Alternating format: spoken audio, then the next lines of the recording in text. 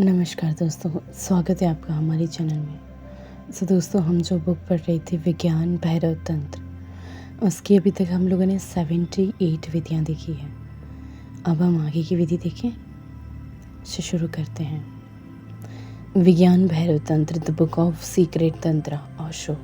ये तंत्र सूत्र विधि नंबर 79 है और ये अग्नि के संबंध में पहली विधि है। यहाँ पे शिव का सूत्र है कि भाव करो कि एक आग तुम्हारे पाँव के अंगूठे से शुरू होकर पूरे शरीर में ऊपर उठ रही है और अंततः शरीर जलकर राख हो जाता है, लेकिन तुम नहीं। अब इस सूत्र को समझाते हुए ओशो कहते हैं कि ये बहुत ही सरल विधि है, बहुत ही अद्भुत विधि है। प्रयोग करने में ये सरल लगती है, लेकिन पहले कुछ बुनियादी ज़रूरतें पूरी करनी होती है। बुद्ध को ये विधि बहुत ही प्रीतिकर थी और वे अपने शिष्य को इस विधि में दीक्षित करते थे। जब भी कोई व्यक्ति बुद्ध के पास आता था, दीक्षित होता था, तो वे उससे पहली बात यही कहते थे कि मरघट पे चले जाओ और वहाँ किसी जलती हुई चिता को देखो। जलते हुए मरघट में बैठकर देखना था। तो साधक गांव के मरघट में चला जाता था और 3 महीने तक दिन रात वही रहता था। और जब भी कोई मुर्दा आता था, वो बैठकर उस पर ध्यान करता था। वो पहले शव को देखता था, फिर आग जलाई जाती थी और शरीर जलने लगता था और वो देखता रहता था। 3 महीने तक वो इसके सिवाय और कुछ भी नहीं करता था। वो मुर्दे को जलते देखता रहता था। बुद्ध कहते थे, उसके संबंध में विचार मत करना, उसे बस देखना। और ये कठिन है कि साधक के मन में ये विचार ना उठे कि देर सवेर मेरे शरीर भी जलेगा, मेरा शरीर भी जला दी जाएगा। 3 महीने लंबा समय है और साधक को रात दिन निरंतर जब भी कोई चिता जलती उस पर ध्यान करना था। देर सवेर उसे दिखाई देने लगता था कि चिता पर मेरा शरीर ही जल रहा है, चिता पर मैं ही जल रहा हूँ। लोग अपने सगे संबंधी को जलाने ले जाते हैं, लेकिन वे कभी उस घटना को देखते नहीं हैं। वे दूसरी चीज़ों के संबंध में या मृत्यु के संबंध में बातचीत करने लगते हैं। वो विवाद करते हैं, विवेचन करते हैं, चीज़ों के संबंध में बहुत कुछ करते हैं, गपशप करते हैं, लेकिन वे कभी दाह संस्कार क्रिया का निरीक्षण नहीं करते हैं। इसे तो ध्यान बना लेना चाहिए। वहाँ बातचीत की इजाज़त नहीं होनी चाहिए। अपने किसी प्रिय को जलाते हुए देखना बहुत ही दुर्लभतम अनुभव है, मतलब रेयर इंसिडेंस है। वहाँ तुम्हें ये भाव अवश्य होगा कि मैं जल रहा हूँ। अगर तुम अपनी माँ को जलाते हुए देख रहे हो ना, या पिता को या पत्नी को या पति को, तो ये असंभव है कि तुम अपने को भी उस चिता में जलते हुए ना देखो। तो ये अनुभव इस विधि के लिए सहयोगी होगा, ये पहली बात है। अब दूसरी बात कि तुम मृत्यु से बहुत ही ज़्यादा भयभीत हो, तो तुम इस विधि का प्रयोग नहीं कर सकोगे, क्योंकि ये भय ही अवरोध बन जाएगा ना। तुम उसमें प्रवेश नहीं कर सकोगे। या तुम ऊपर ऊपर कल्पना करते रहोगे, मगर तुम अपने गहन प्राणों से उसमें प्रवेश नहीं करोगे, तब तुम्हें कुछ भी नहीं होगा। तो ये दूसरी बात स्मरण रखना कि तुम चाहे भयभीत हो या ना हो, मृत्यु तो निश्चिंत ही है ना। केवल मृत्यु ही निश्चिंत है, उससे कोई फर्क नहीं पड़ता है कि तुम भयभीत हो या ना हो। ये अप्रासंगिक है। जीवन में मृत्यु के अतिरिक्त और कुछ भी निश्चिंत नहीं है। सब कुछ अनिश्चिंत है, केवल मृत्यु ही निश्चिंत है। सब कुछ संयोगिक है, हो सकता है या नहीं भी हो सकता, लेकिन मृत्यु तो संयोगिक नहीं है ना। लेकिन मनुष्य के मन को तो देखो। हम सदा मृत्यु की हम चर्चा करते हैं ना, और इस बात ही करते हैं कि मानो कि वो दुर्घटना हो, कोई इंसिडेंस हो। जब भी किसी की मृत्यु होती है, हम कहते हैं कि ये उसका सही वक्त नहीं था मरने का, जब भी कोई मरता है ना, तो हम इसी तरह की बात करने लगते हैं कि मानो कि ये कोई अनहोनी घटना हुई है। सिर्फ मृत्यु ही अनहोनी नहीं है, सिर्फ मृत्यु सुनिश्चित है, क्योंकि वो होनी ही है। बाकी सारी चीज़ें संयोगिक है, मृत्यु बिल्कुल निश्चित है। तुम्हें मरना है। और जब मैं कहता हूँ ना कि तुम्हें मरना है, तो ऐसा लगता है कि ये मरना कहीं भविष्य में है, बहुत दूर है। ऐसी बात नहीं है, तुम मर ही चुके हो। जिस क्षण तुम पैदा हुए ना, तुम मर ही चुके। जन्म के साथ ही मृत्यु निश्चित है। उसका एक छोर जन्म का होता है। जब जन्म होता है ना, तब एक छोर घटित हो चुका होता है। अब दूसरे छोर को, मृत्यु के छोर को घटित होना है। इसलिए तुम मर चुके हो, आधे मर चुके हो, क्योंकि जन्म लेने के साथ ही तुम मृत्यु के घेरे में तो आ गए, दाखिल हो गए। अब कुछ भी उसे नहीं बदल सकता है, कोई भी उसे नहीं बदल सकता है, बस उसे बदलने का उपाय नहीं है। अब उसको बदलने का कोई उपाय नहीं है। और दूसरी बात कि मृत्यु अंत में नहीं घटती है, वो घट ही रही है। मृत्यु एक प्रक्रिया है। जैसे जीवन एक प्रक्रिया है, वैसे ही मृत्यु भी एक प्रक्रिया है।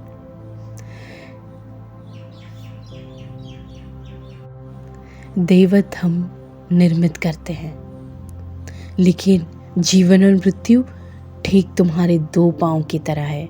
जीवन और मृत्यु दोनों एक ही प्रक्रिया है। तुम प्रति क्षण मर रहे हो। मुझे ये बात इस तरह से कहने दो, जब तुम श्वास भीतर ले आते हो तो तुम जीवन हो, और जब तुम बाहर श्वास निकालते हो ना, तो वो मृत्यु है। बच्चा जन्म लेने पर पहला काम करता है कि वो श्वास भीतर लेता है। बच्चा पहले श्वास छोड़ नहीं सकता है, उसका पहला काम श्वास लेना है। वो श्वास छोड़ नहीं सकता, क्योंकि उसने सीने में हवा नहीं है अभी उसके सीने में। और मरता हुआ बूढ़ा आदमी अंतिम कृत्य करता है कि उसकी श्वास छोड़ता है। मरते हुए तुम श्वास नहीं ले सकते, या कि ले सकते हो। जब तुम मर रहे हो ना, तो तुम श्वास छोड़ना ही पड़ेगा। पहला काम श्वास लेना है, और अंतिम काम श्वास छोड़ना है। श्वास लेना जीवन और श्वास छोड़ना मृत्यु। तो प्रत्येक क्षण तुम यही कार्य कर रहे हो। तुमने शायद ये निरीक्षण नहीं किया होगा, लेकिन ये निरीक्षण करने जैसा है। जब भी तुम श्वास छोड़ते हो, तुम शांत अनुभव करते हो। लंबी श्वास बाहर फेंको, और तुम्हें अपने भीतर एक शांति का अनुभव होगा। और जब भी तुम श्वास भीतर लेते हो, तुम बेचैन हो जाते हो, तनावग्रस्त हो जाते हो। भीतर जाती हुई श्वास तीव्रता ही वो तनाव पैदा करती है। तो ये सामान्य बात कि हम सदा ही श्वास लेने पर जोर देते हैं। अगर मैं कहूँ कि गहरी श्वास लो, तो तुम सदा श्वास लेने से शुरू करोगे। सच तो ये है कि हम श्वास छोड़ने से डरते हैं, और यही कारण है कि हमारी श्वास इतनी उथली हो गई है। हम कभी श्वास छोड़ते नहीं। तुम श्वास लेते हो, सिर्फ तुम्हारा शरीर श्वास छोड़ने का काम करता है, क्योंकि शरीर सिर्फ श्वास लेकर ही जीवंत नहीं रह सकता। तो एक प्रयोग करो, पूरे दिन जब भी तुम्हें स्मरण रहे ना, श्वास छोड़ने पर ध्यान दो। श्वास बाहर फेंको, और तुम श्वास भीतर लो, भीतर मत लो। श्वास लेने का काम शरीर पर छोड़ दो। तुम केवल श्वास छोड़ने जाओ, छोड़ने पर जोर दो। लंबी और गहरी श्वास, और तब तुम्हें एक गहन शांति का अनुभव होगा, क्योंकि मृत्यु मौन है, मृत्यु शांति है। और अगर तुम श्वास छोड़ने पर ध्यान दे सको ना, तो ज़्यादा से ज़्यादा ध्यान दे, तो तुम अहंकार रहित अनुभव करोगे। श्वास छोड़ने पर, श्वास लेने से तुम ज़्यादा अहंकारी मालूम पड़ते हो। श्वास छोड़ने से ज़्यादा अहंकार रहित होते हो। तो श्वास छोड़ने पर ज़्यादा ध्यान दो। पूरे दिन जब भी याद आए ना, गहरी श्वास बाहर की तरफ फेंको। श्वास लेने का काम शरीर पर छोड़ दो, तुम कुछ भी मत करना। श्वास छोड़ने पर ये जोर तुम्हें इस विधि के प्रयोग में बहुत ही ज़्यादा सहयोगी होगा, क्योंकि तुम मरने के लिए तैयार होंगे ना। मरने की तैयारी ज़रूरी है, वरना ये विधि बहुत काम की नहीं होगी। और तुम मृत्यु के लिए तैयार तभी हो सकते हो जब तुमने किसी ना किसी तरह से एक बार उसका स्वाद लिया हो। गहरी श्वास छोड़ो और तुम्हें उसका स्वाद मिल जाएगा। कितनी शांति है। हम मृत्यु से भयभीत हैं, इसका कारण मृत्यु नहीं है। मृत्यु को तो हम जानते ही नहीं हैं। तुम उस चीज़ को कैसे भयभीत कर सकते हो जिसके बारे में तुम कुछ जानते ही नहीं हो, जिससे तुम्हारा कभी सामना ही नहीं हुआ है। तुम उस चीज़ से कैसे भयभीत हो सकते हो जिसे तुम जानते ही नहीं।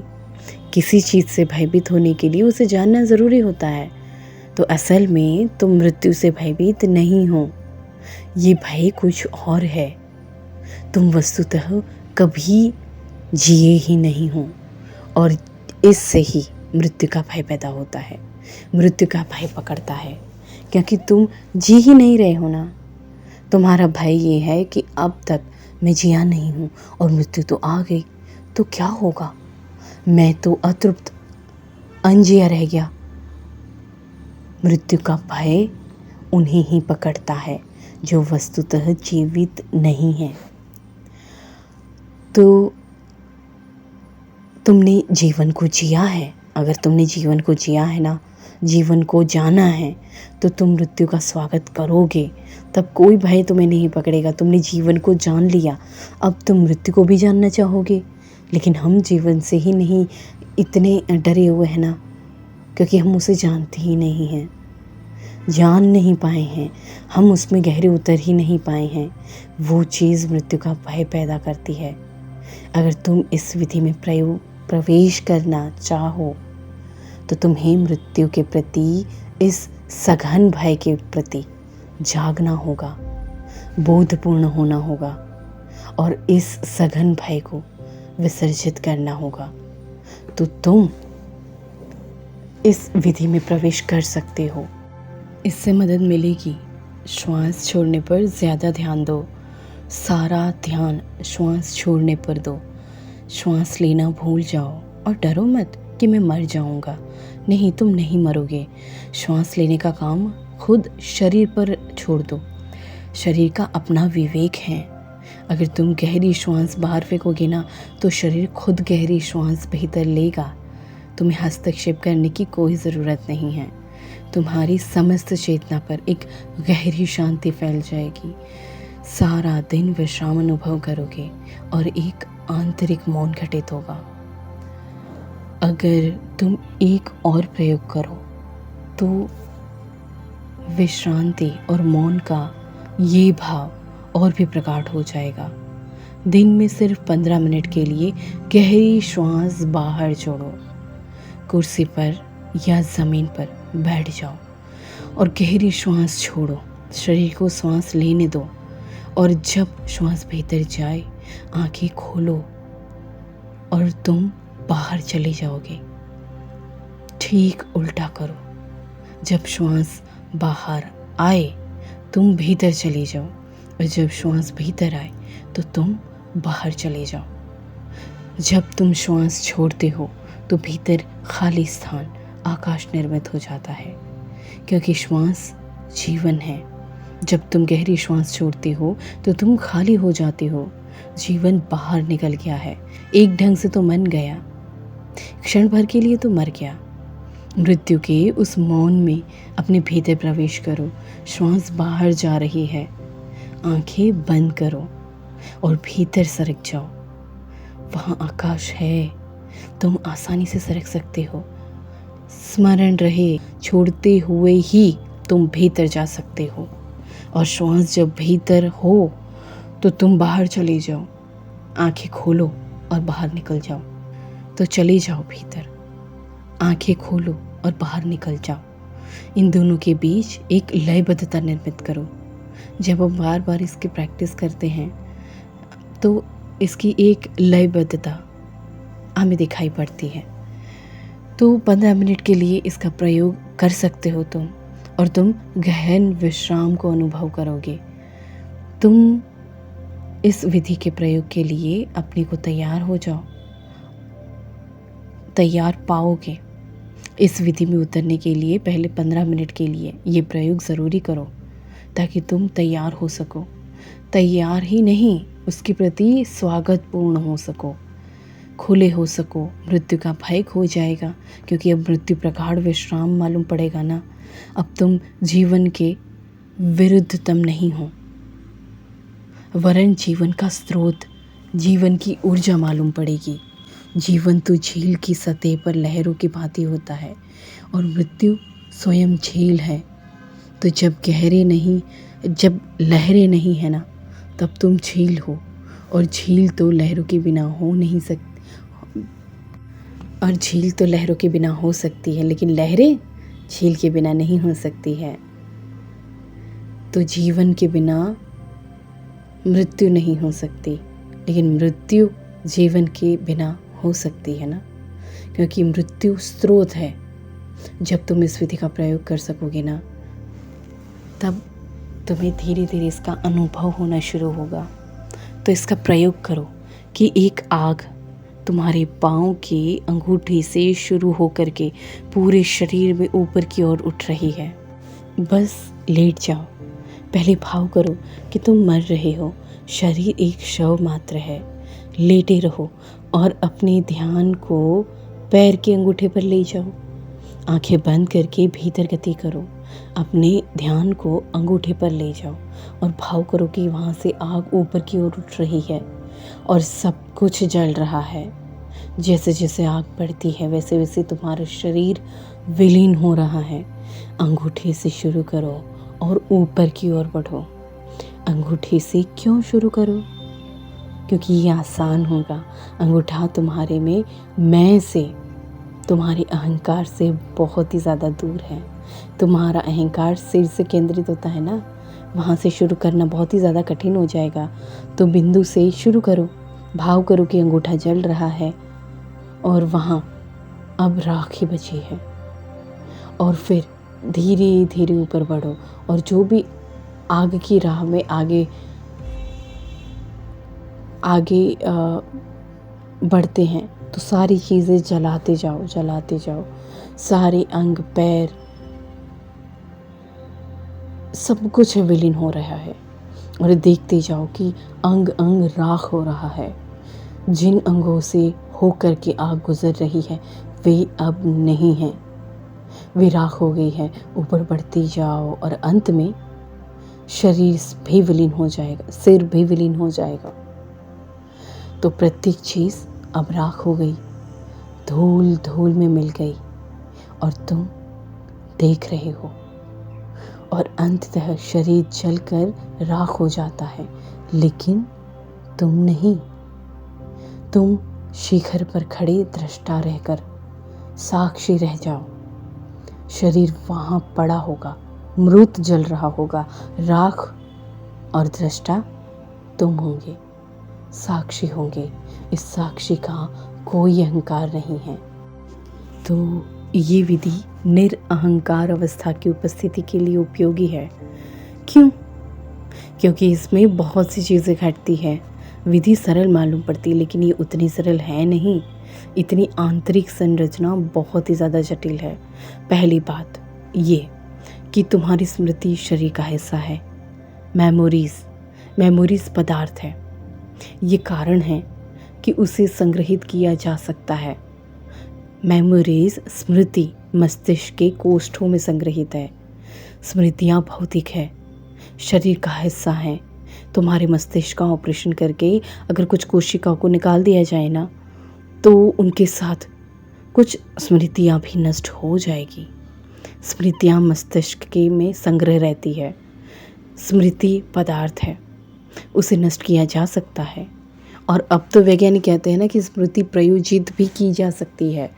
तो देर सवेर हम उपाय खोज लेंगे कि जब आइंस्टाइन जैसा व्यक्ति मरे तो हम उसके मस्तिष्क की कोशिका को बचा ले और उन्हें किसी बच्चे में प्रत्यारोपण कर दे, वहाँ प्रतिष्ठित कर दे। उस बच्चे को आइंस्टाइन के अनुभव से गुजरे बिना ही आइंस्टाइन की स्मृति प्राप्त हो जाएगी। तो स्मृति शरीर का हिस्सा है, और अगर सारा शरीर जल जाए, राख हो जाए, तो कोई भी स्मृति नहीं बचेगी। याद रहे कि ये बात समझने जैसी है। अगर स्मृति रह जाती है ना, तो शरीर अभी बाकी है और तुम धोखे में हो। अगर तुम सचमुच गहराई से इस बात को उतारोगे ना कि शरीर नहीं है, जल गया है, आग ने उसे पूरी तरह से राख बना दिया है, तो उसी क्षण तुम्हें कोई स्मृति नहीं रहेगी। साक्षित्व के उस क्षण में कोई मन नहीं होगा, सब कुछ ठहर जाएगा। विचारों की गति रुक जाएगी, केवल दर्शन मात्र देखना रह जाएगा कि क्या हुआ है। और एक बार तुमने ये जान लिया कि तुम इस अवस्था में निरंतर रह सकते हो, एक बार सिर्फ ये जानना ज़रूरी है कि तुम अपने को अपने शरीर से अलग कर सकते हो। ये विधि है तुम्हें अपने शरीर से अलग जाने का, तुम्हारे और तुम्हारे शरीर के बीच एक अंतराल पैदा करने का, कुछ क्षणों के लिए ही शरीर से बाहर होने का एक उपाय भर है। तो अगर तुम इस विधि को साध सको तो तुम शरीर में होते हुए भी शरीर में नहीं होंगे। तुम पहले की तरह किए जा सकते हो, लेकिन अब तुम फिर कभी वही नहीं रह सकते जो थे। तो इस विधि में कम से कम 3 महीने लगेंगे। इसे करते रहो, ये एक दिन में नहीं होगा, लेकिन अगर तुम प्रतिदिन इसकी 1 घंटे भर इसका अभ्यास करते रहो तो 3 महीने के भीतर किसी दिन अचानक तुम्हारी कल्पना सफल होगी और एक अंतराल निर्मित हो जाएगा और तुम सचमुच देखोगे कि तुम्हारा शरीर राख हो गया है। तब तुम उसका निरीक्षण कर सकते हो। उस निरीक्षण में एक गहन ध्यान तथ्य का बोध होगा तुम्हें कि अहंकार असत्य है, झूठ है, उसकी कोई सत्ता नहीं है। अहंकार था क्योंकि तुम शरीर के विचारों से, मन के तादात्म्य से घिरे बैठे थे। तुम उसमें से कुछ भी नहीं हो, ना मन, न विचार, न शरीर। तुम उस सब से भिन्न हो जो तुम्हें घेरे हुए हैं। तुम अपनी परिधि से सर्वथा भिन्न हो। तो ऊपर से ये विधि बहुत ही सरल मालूम पड़ेगी, लेकिन ये तुम्हारे भीतर गहन रूपांतरण ला सकती है। लेकिन पहले मरघट में जाकर ध्यान करो। जो लोगों को जलाया जाता है ना, देखो कि कैसे शरीर जलता है, कैसे शरीर फिर मिट्टी में मिल जाता है, ताकि तुम फिर आसानी से कल्पना कर सको कि अब अंगूठे से आरंभ करो और धीरे धीरे ऊपर चढ़ो। और इस विधि में उतरने के पहले श्वास छोड़ने पर ज़्यादा ध्यान दो। इस विधि को करने के ठीक पहले 15 मिनट तक श्वास छोड़ो और आंखें बंद कर लो, और फिर शरीर को श्वास लेने दो और आंखें खोलो। 15 मिनट तक गहन विश्राम में रहो और फिर विधि में प्रवेश करो। ओशो तंत्र सूत्र विधि नंबर 79, विज्ञान भैरव तंत्र। ये विधि यहीं समाप्त होती है। अग्नि के संबंध में पहली विधि। अभी तक मुझे इतने प्रेमपूर्ण और इतने ध्यान से सुनने के लिए धन्यवाद।